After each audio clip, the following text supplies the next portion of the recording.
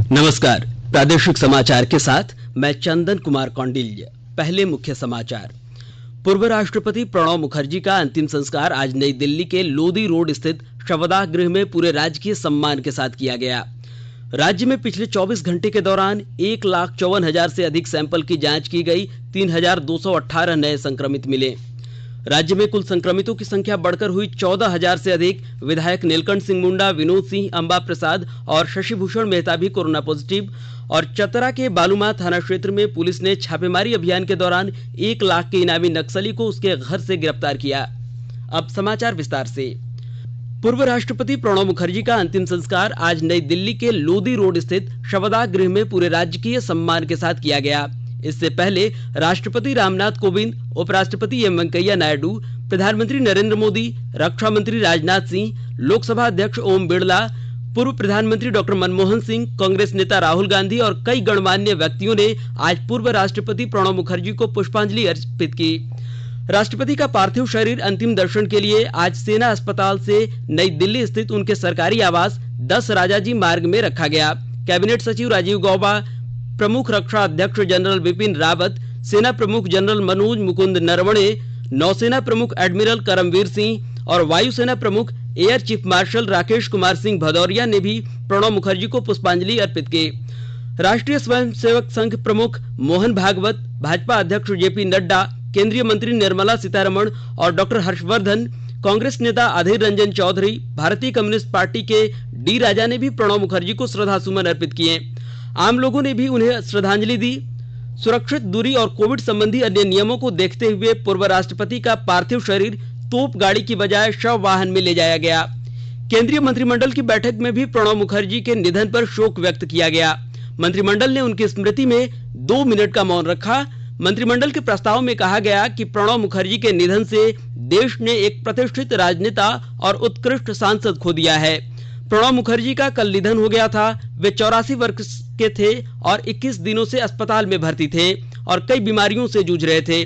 7 बार सांसद रह चुके प्रणब मुखर्जी को देश के सर्वोच्च सम्मान भारत रत्न से अलंकृत किया जा चुका है। वे एक सम्मानित और लोकप्रिय राजनीतिक व्यक्तित्व थे।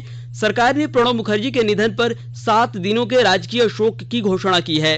इस दौरान सरकारी भवनों पर राष्ट्रीय ध्वज आधे झुके रहेंगे। संसद का मानसून सत्र 14 सितंबर से शुरू हो रहा है और यह 1 अक्टूबर तक जारी रहेगा। लोकसभा सचिवालय द्वारा जारी अधिसूचना में बताया गया है कि राष्ट्रपति रामनाथ कोविंद ने 14 सितंबर को लोकसभा का सत्र बुलाया है। राज्यसभा की भी इसी दिन, लेकिन अलग समय पर बैठक होगी। कोविड-19 के दिशा निर्देशों के कारण दोनों सदनों में बैठने के तरीके बदलने का फैसला किया गया है। कोविड महामारी को देखते हुए पहली बार नए उपाय किए जा रहे हैं। इनमें सभी सांसदों की जांच, लोकसभा और राज्यसभा में बैठने की नई तरह से व्यवस्था और दोनों सदनों से जुड़े गलियारों पर सांसदों के बीच शारीरिक दूरी संबंधी नियमावली का पालन होगा। इधर राज्य में एक दिन में कल रिकॉर्ड 1,54,000 से अधिक सैंपलों की जांच की गई है। इस जांच के दौरान 3,218 मरीज पॉजिटिव मिले हैं। राज्य में कोरोना संक्रमितों की संख्या बढ़कर 14,096 हो गई है। वहीं कोरोना से स्वस्थ होने वालों की संख्या भी बढ़कर 27,143 हो गई है। राज्य में अब तक 9 लाख से अधिक कोरोना सैंपल की जांच की गई है, जिसमें सबसे अधिक रांची जिले में 7,511, वहीं पूर्वी सिंहभूम जिले में 6,448 कोरोना के सक्रिय मामले हैं। राज्य के 4 विधायक भी कोरोना पॉजिटिव पाए गए हैं, जिसमें विधायक नीलकंठ सिंह मुंडा, विनोद सिंह, अंबा प्रसाद और शशिभूषण मेहता शामिल हैं। वहीं राज्य के स्वास्थ्य मंत्री बन्ना गुप्ता की कोरोना रिपोर्ट नेगेटिव आई है। इस संबंध में बन्ना गुप्ता ने ट्वीट कर जानकारी दी। उधर कल कोरोना पॉजिटिव पाए गए हजारीबाग के बड़कागांव विधानसभा सीट से कांग्रेस की विधायक अंबा प्रसाद और रामगढ़ के मांडू विधानसभा सीट से भाजपा के विधायक जयप्रकाश भाई पटेल डॉक्टरों की निगरानी में अपना इलाज करा रहे हैं। इधर मुख्यमंत्री हेमंत सोरेन ने रिम्स की महिला चिकित्सक स्मृति को धन्यवाद दिया है। डॉक्टर स्मृति कोरोना काल में मरीजों के इलाज के दौरान संक्रमित हो गई थी। कोरोना को हराने के बाद डॉक्टर स्मृति ने प्लाज्मा डोनेट किया, जिससे दूसरे मरीजों को इलाज हो सके। इस बात की जानकारी मिलने पर मुख्यमंत्री ने डॉक्टर स्मृति को धन्यवाद देते हुए कहा कि डॉक्टर स्मृति ने कोरोना के इस विकट संक्रमण काल में वॉरियर और सेवियर दोनों की भूमिका निभाई है। राज्य में आज से 5 महीनों के बाद बस सेवा शुरू हो गई है। बसों के शुरू होने के बाद भी यात्रियों की संख्या कम रही। यात्रियों को एक के बदले 2 सीटों का किराया देना पड़ा। इससे पहले यात्रियों को सोशल डिस्टेंसिंग का पालन कर बस तक लाया गया, जहां उनकी थर्मल स्क्रीनिंग के बाद उन्हें बस में बैठाया गया। बस के चलने से पहले कंडक्टर ने कोविड-19 से जुड़े दिशा निर्देशों के बारे में यात्रियों से जानकारी ली। बस में प्रवेश करने से पहले कंडक्टर ने यात्रियों से कोरोना जांच से संबंधित कई सवाल किए। यात्रियों के बॉडी टेम्परेचर की जांच की गई। इसके बाद सभी यात्रियों को एहतियातन मास्क लगाने को कहा गया। फिर यात्रियों से उनका नाम, पता, मोबाइल नंबर लेकर कंडक्टर ने रजिस्टर में दर्ज किया। यात्रियों ने कहा कि बस में सरकार की ओर से जारी गाइडलाइन का पालन किया गया। बसों को सैनिटाइज किया गया। बस संचालक मानकों का पूरी तरह से पालन कर रहे हैं। राजधानी के खादगाड़ा बस स्टैंड में लाउड स्पीकर के जरिए कोविड-19 से बचाव के लिए जारी दिशा निर्देशों का पालन करने की यात्रियों से अपील की गई।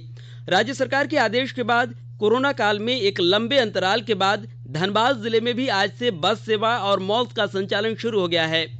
फिलहाल बसें अभी राज्य के भीतर ही चलेंगी। बस संचालकों को प्रशासन के तमाम दिशा निर्देशों का पालन करना होगा। इसके साथ ही मॉल संचालकों को भी आईसीएमआर और राज्य सरकार के द्वारा जारी कोविड-19 से बचाव के तमाम उपायों को अपनाना होगा। इधर धनबाद में मॉल खुलने तथा बंद होने का समय सुबह 9 बजे से रात 9 बजे तक निर्धारित किया गया है। मॉल संचालक जिला प्रशासन के दिशा निर्देशों का पालन कर रहे हैं। स्वास्थ्य और परिवार कल्याण मंत्रालय ने लोगों को सलाह दी है कि वे नोवल कोरोना वायरस से अपने को सुरक्षित रखने के लिए सभी बुनियादी और एहतियात उपायों का पालन करें और सामाजिक दूरी बनाए रखें। प्रस्तुत है एक रिपोर्ट। सरकार ने कहा है कि आवश्यक वस्तुओं की पर्याप्त आपूर्ति जारी है और लोगों को चिंता करने की कोई जरूरत नहीं है। लोगों को सलाह दी जाती है कि वे आवश्यक वस्तुओं और चिकित्सा सामानों की खरीदारी करते समय धैर्य रखें और शांत रहें। आवश्यक वस्तुओं को खरीदने के लिए बार बार बाहर निकलने से बचें। साथ ही लोगों से हाथ मिलाने और गले लगने से भी बचना चाहिए। बाजार, मेडिकल स्टोर और अस्पतालों में लोग कम से कम 1 मीटर की दूरी बनाए रखें। घर पर गैर जरूरी सामाजिक समारोह से बचा जाना चाहिए और घर पर मेहमानों को नहीं बुलाना चाहिए। लोगों को अपनी आंख, नाक और मुंह छूने से बचना चाहिए और लगातार हाथ साफ करते रहना चाहिए। हाथ को दोनों तरफ से कम 20 सेकंड तक रगड़कर धोना चाहिए। यदि कोई व्यक्ति खांसी या बुखार से पीड़ित है तो वह दूसरों के संपर्क में आने से बचे और डॉक्टर से तुरंत परामर्श ले। स्वास्थ्य मंत्रालय ने कोरोना वायरस के बारे में जानकारी के लिए एक टोल फ्री नंबर 1075 जारी किया है। इधर राज्य सरकार की ओर से भी कई दिशा निर्देश जारी किए गए हैं। इस सिलसिले में सरकार ने हेल्पलाइन नंबर 181 जारी किया है। सरकार ने कहा है कि कोरोना वायरस से संदिग्ध तौर पर संक्रमित कोई व्यक्ति पाया जाता है तो इसकी सूचना 0651 जो रांची का कोड है और टेलीफोन नंबर 2261-000 तथा 2261-002 के अलावा फैक्स नंबर 2261-856 और मोबाइल नंबर 9955837428 पर दी जा सकती है।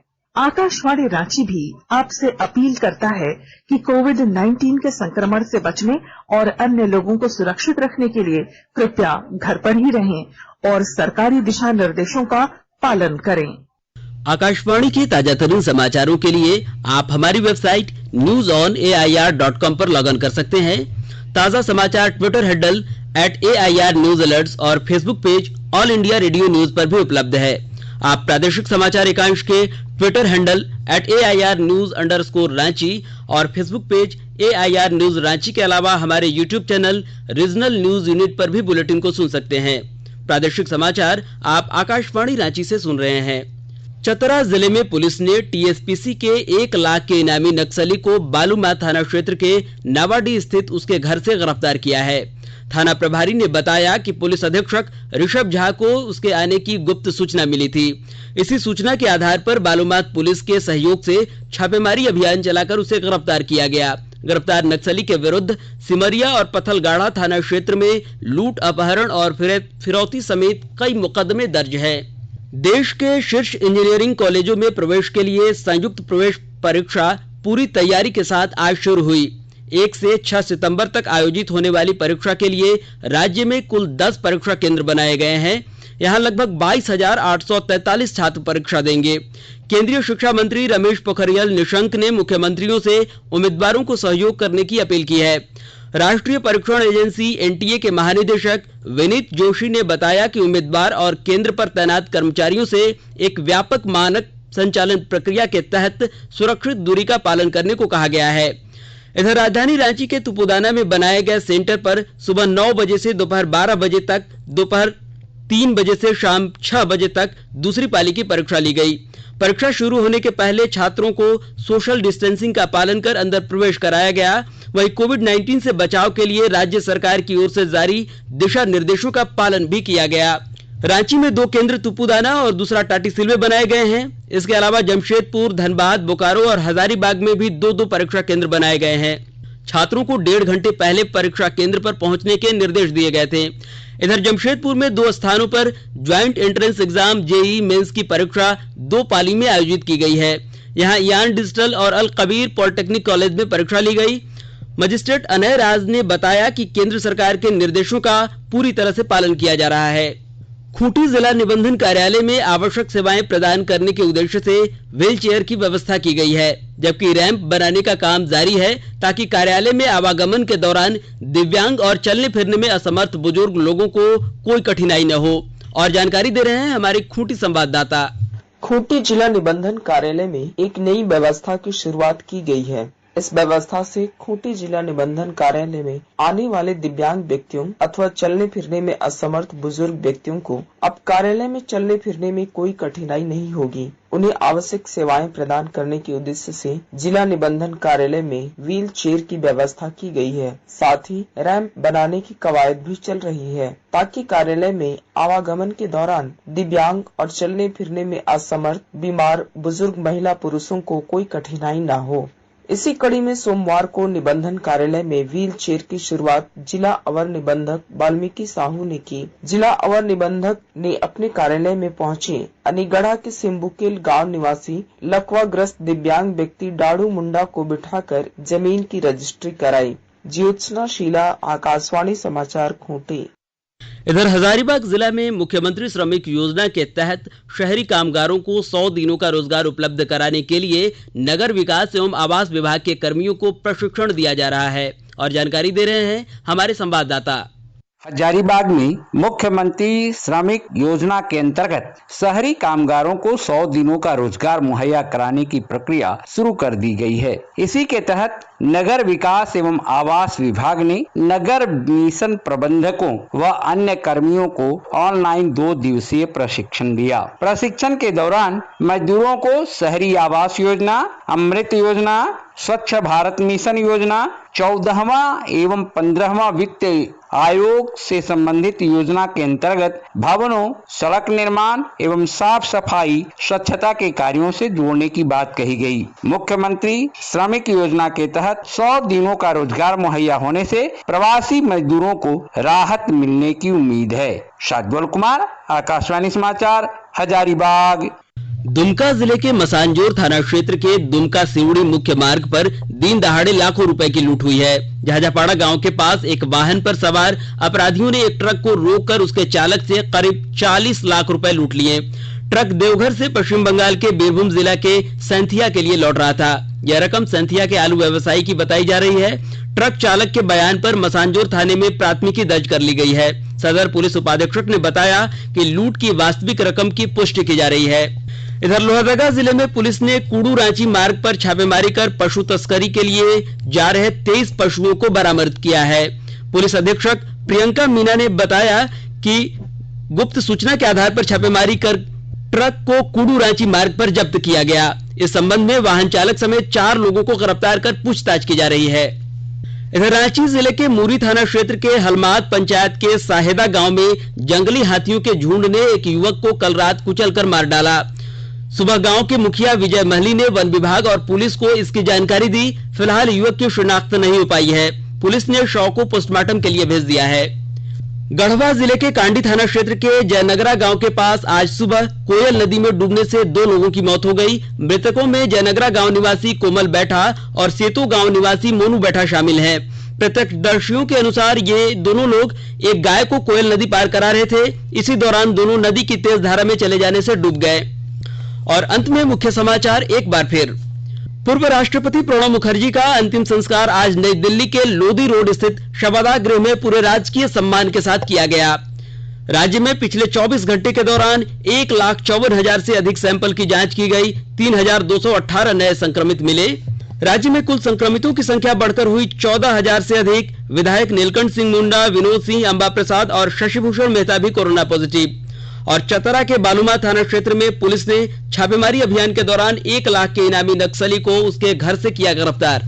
इसके साथ ही आकाशवाणी रांची से प्रादेशिक समाचार का यह बुलेटिन समाप्त हुआ। नमस्कार।